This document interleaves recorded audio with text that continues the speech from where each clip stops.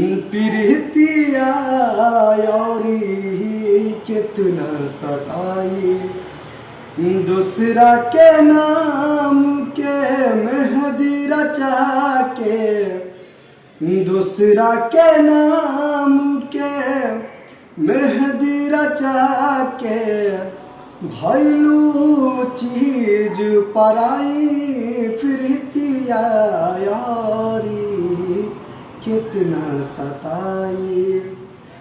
थम न पाई आँख के आंसू, चुप के रोबू, कागज पर से नाम मिटा के, दिल के कैसे धोबू।